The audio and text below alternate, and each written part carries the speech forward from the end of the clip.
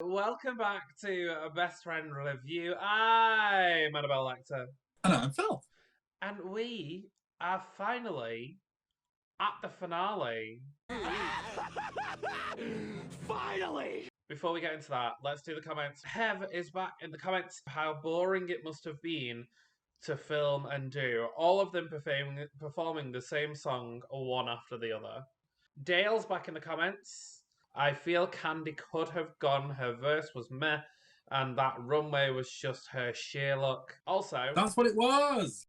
We couldn't work out what it was, but of course she didn't do sheer luck. Greetings. We have a new commenter, the lovely Juno. I'm so down for you both to watch and review some trashy show. Also, can't wait for you to turn into this reunion episode. Well, we didn't do the reunion episode. Should we do a quick, what were your thoughts on it? Same. I thought the highlights of it were like some of the performance videos. Specifically for me, standouts were Denali and Tamisha Ramon. Well, Tamisha's was very reminiscent of a RuPaul number. Yep. A load of dancers around and her going, "Ooh, I'm here. Oh, did a choreo step. Oh, now I'm back. Oh, it's fine. This is fine." I love seeing Joey J because of this whole like Joey J's a gay ass bitch and everyone going, "Oh, is Joey J gay? We get it." But it isn't about the fact that Joey J is a man who is attracted to men. This is about the fact that Joey J is camp. It is so beautiful to see someone going, "That's who I am." And then to see how touched he was that someone liked that about him and found that physically attractive about him. Yeah. In a world where, as we know, any sign of femininity, even if you're not overly feminine, I found out last week, my hairdresser tried to set me up with someone and their exact response was, "Yeah, I think he's really hot. I just don't think I could handle the makeup thing." Rude. Yeah. In this year of our Lord Britney Spears, 2021. We start the finale with a RuPaul performance. What did you think of this? I thought that it existed. Yeah. I thought she was there and there were performers there. And in that, it was a RuPaul performance. Boring. Yeah, I said the same thing. I didn't really... This was a weird opening. But then it was followed by... There was no context to these three runways that the queens did. I know we're living in this moment of how much does it cost to be on Drag Race? Yeah. There was these three looks had no bearing on the rest of the competition. Absolutely not. I'm hoping that they got a budget for this. Let's talk about these runways then. Okay, let's do it. The first runway was black and white. The first person was Gottmik. What were your thoughts on Gottmik? I'm always here for a really good drag horror reference. Yes. Next! Next up, Candy Muse. White dress, BLM. I thought this was a really gorgeous dress. So next up we had Rosé. She described it herself quite nicely as Broadway meets Mugler, My Fair Lady. I didn't like this. I was like, okay. On top of that, I really didn't like this makeup with it. I feel like her makeup has improved since the show, but I don't like it. Finally, Simone was wearing a sort of Marie Antoinette with the bandanas and then mixed with the white fur with the black tufts. Yeah, I thought this was another stunning look from Simone. Red all over, starting with Gottmik. It felt a little bit throwaway for me. Okay. It wasn't like a standout piece to me. Next up was Candy Muse. Candy still isn't doing anything to her shape. Yeah. She's not adding tits or hips. She's not cinching, at least for a tit. Thirdly, we have Rosé. She describes this as a tree look. Like, so these are my roots. But I thought this was like arteries and veins. Either way, I didn't like it. Finally, for this segment, we have Simone. Simone was all about the red nails. This was camp. But did she nail it? Get up! Finale! Have the grand finale Eleganza Extravaganza. We started with Gottmik. This looked like a look that someone wears when they return after winning. Lilith from Sabrina. Jill Valentine from Resident Evil fucking stunning. It was. And it was the first time that I got a little pang of excitement about this episode. This might now be my favourite look of Drag Race ever. Insane. And this is funny because like last week when we said about the idea of having a few challenges this week, you said about Simone would win all the glamorous runways, but Gottmik would have won all these. Anyway, next up, Candy Muse. I wrote my notes while I was on an exercise bike. So this actually says pig shoulder. What were your thoughts? It gave me like Bordello, Westworld robot that is in charge of the whole house. You do one statement shoulder, but it's like here in your face. Yeah. And then they're like, hello? Third up, we have Rosé. I am sure that T.S. Madison loved this look because, as we know, she's very interested in the Tudor dynasty. I literally said the same thing. The Hunger Games presents Six the Musical. Right? Tell me that I'm wrong. Oh, you're not. I enjoyed it. Good. Good. Boop. Good. Finally, for this runway segment, which had absolutely no bearing on any part of the competition, Simone. I'm trying to read this. Kind of looks like it says Graham. Grecian. I was confused because when I first saw it, I thought the hair was Medusa. It's the same. But then she was like, it's not. But, you know, whatever. Live your life. I didn't like the white part of this dress. Didn't like the armor. I didn't particularly like them together. That was my thought on the runway bit. It was very throwaway. I thought it was a weird way to open the show. I do still wish they'd have done more of this type of thing. Not, you know, a million looks, but just more things that all the queens have a capability in. Yeah. Because when it comes down to it, these queens aren't all known for lip sync. No. In fact, only maybe one is. We then see RuPaul in this multicolored look that reminded me of her perfume ad.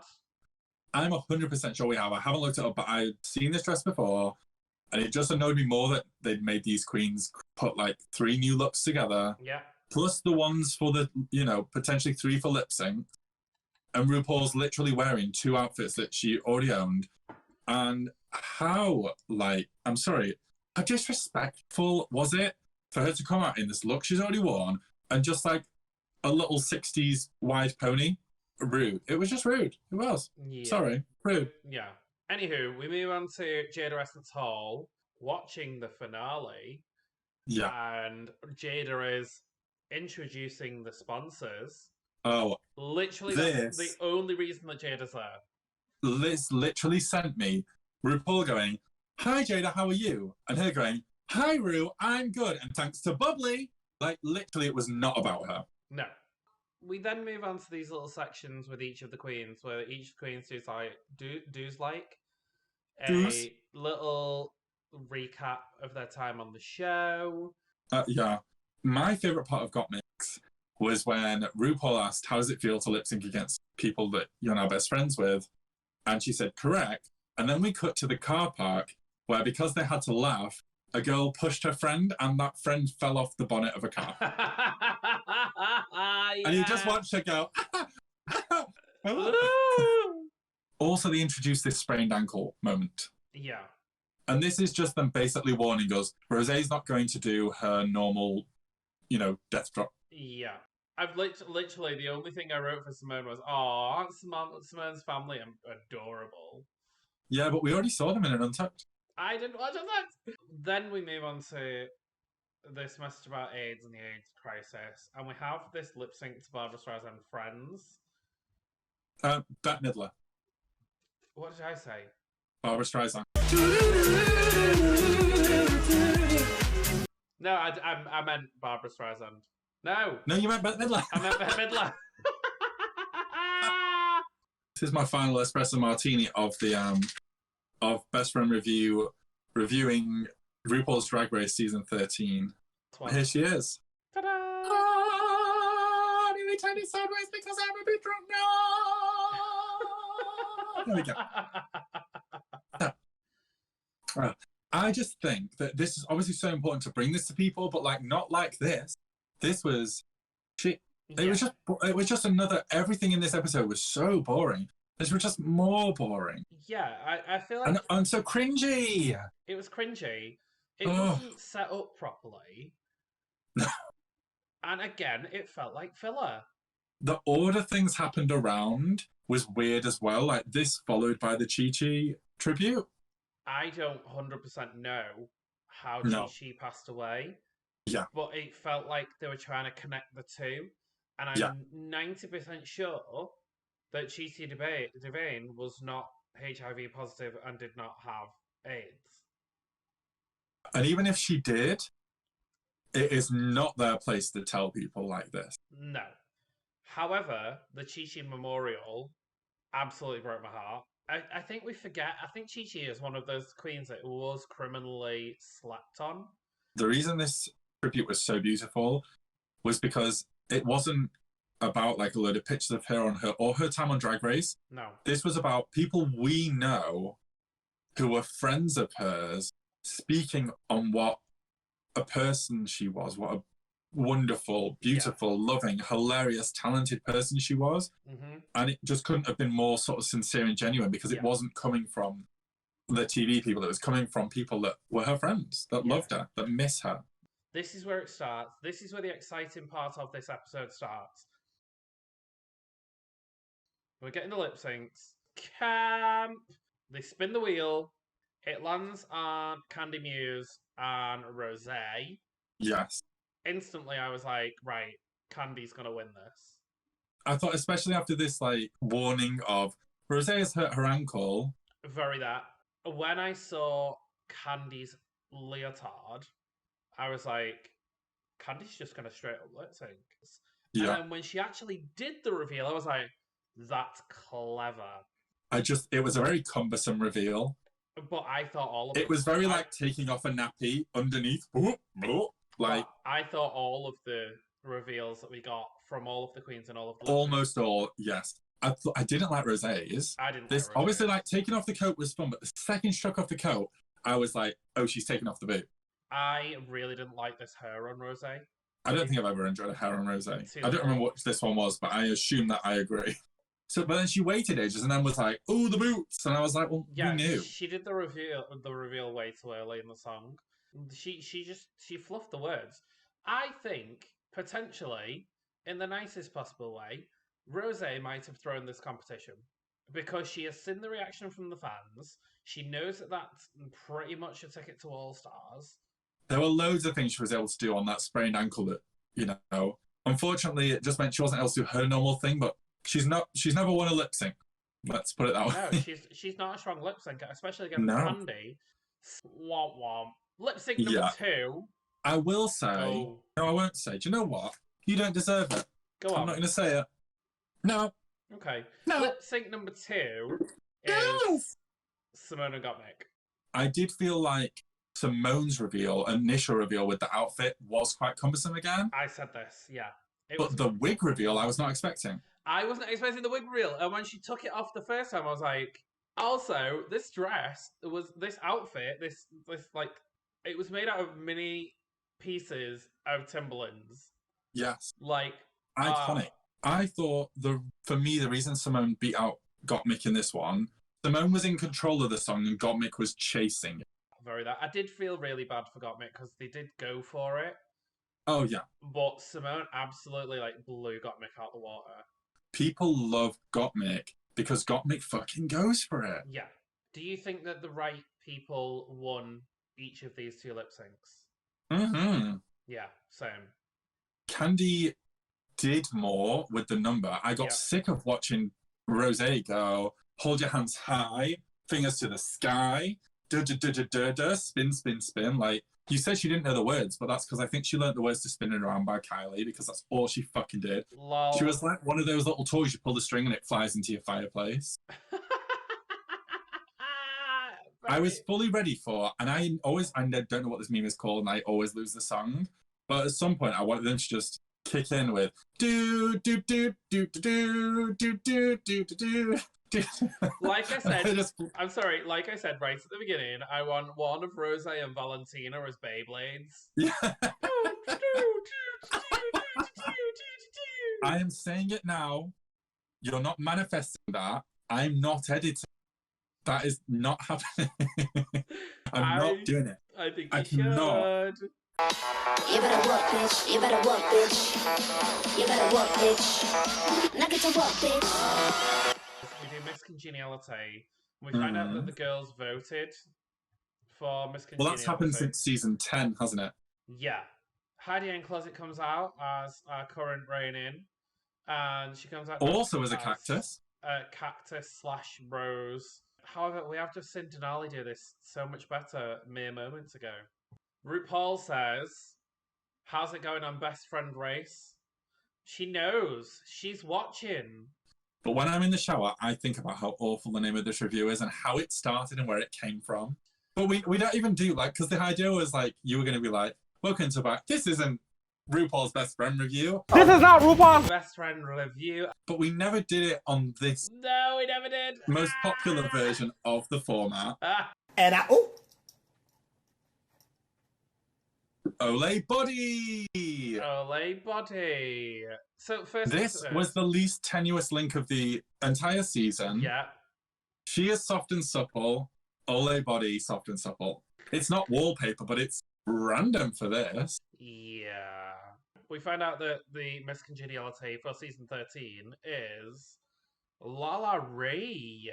I thought it was potentially going to be Utica, but then apparently Utica had a mean streak. And then I thought it was going to be Olivia. And then Olivia had a mean streak. And then I was kind of like, could they give it to Simone? If you've ever seen Miss Congeniality, Maybe.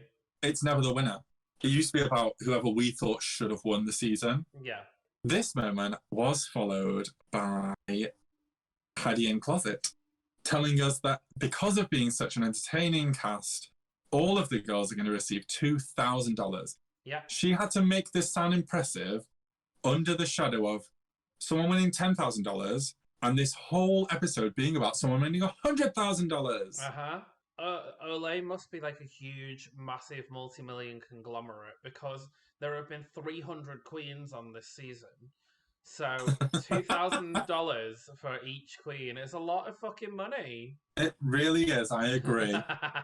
We're nearly at the end. We're nearly at the end. And I'm going to miss you the most. Is that because I look like a scarecrow? Jada Essence Hall. Yes. This like red queen. And this was really beautiful. I just don't find Jada particularly someone that's entertaining to me. The time has come for the finale lip sync. Oh god, what song was it? It was Till the World Ends, which felt like the entire reason they did this Britney thing was to make a world-ending joke based around the panorama we're currently. Yeah, the Panini. Nina Panini Brown. I love what Simone is wearing. This Matrix, like, with all the zips. Zip moment. And then Candy was opposite her in probably the best thing that Candy Muse has worn. Looks like a snowman. I just wish she'd, like, worn that alien. You know, like, just done her moment of, like, this was a bad look I did. I'm bringing it back and you're all going to gag and it's going to be funny and she would have bejeweled the alien or something. Yeah. I just would have liked something more. Candy actually turned this lip sync out. Like, Simone had her little reveal. She took the coat off. We all know I do not like take off the coat. There is something underneath it. Oh, you prefer take off the coat? There's nothing underneath it. Oh yeah, I prefer the opposite, where it's you're wearing a leotard, you take it off, and somehow you're wearing like a bouncy castle. Yeah.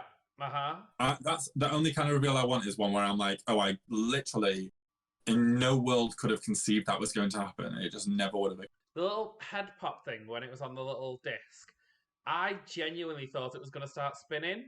Yeah, but the fact that it popped out at all was shocking me. I was like, what's because going on? The thing is, after the first one, I'd gone, oh, your wig is glued. Like, fucking stapled to your head. That's not moving. even though it was a boring lip sync, they both kind of matched each other in energy. Oh yeah, which was not the best. I mean, can you imagine the mind-blowing gag if RuPaul had been like, no, this didn't please me, bring the other two back? Imagine. That would be a gag. To me, this just wasn't the season that we should have had a lip sync finale. No, I don't think it was. I don't think it was. In the end, the person that we said right from the beginning, Yeah. Simone, is the winner of season 13 of RuPaul's Drag Race. Yeah. Okay, so just before we finish the last little bit of the last episode of Best Friend Review, what has been your highlight of the season? Our review. Ah, yes, I have been so beautiful and so entertaining, and you have been here recording it. I've been here and I love helping. Okay, right. So my favorite thing from season 13, Denali versus Kimora Hall, 100% pure love. Just before we start recording, I was listening to Phenomenon. Oh, okay. I cannot stop listening to Phenomenon. So, we want to know in the comments, what was your favourite moment of this season? What did you love? What have you watched over and over again? Also, what were your favourite moments of Best Friend Review this season? We have done 14 fucking episodes. We've done probably like 7 hours worth of content for you. And we want to know what you loved so that we can decide what to do next. We need to tell you that these are our social medias right here, right now. Please go and follow them, because we are going to share with you very shortly what it is we're going to do. We are still open to suggestions. We are people with minds that are changeable. But whatever it is, we will be back in 2 weeks, but we will announce it on social media. Yes.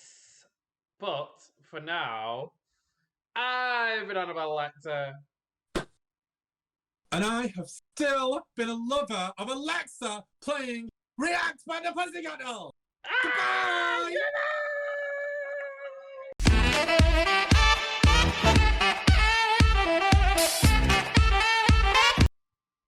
Graham? Graham.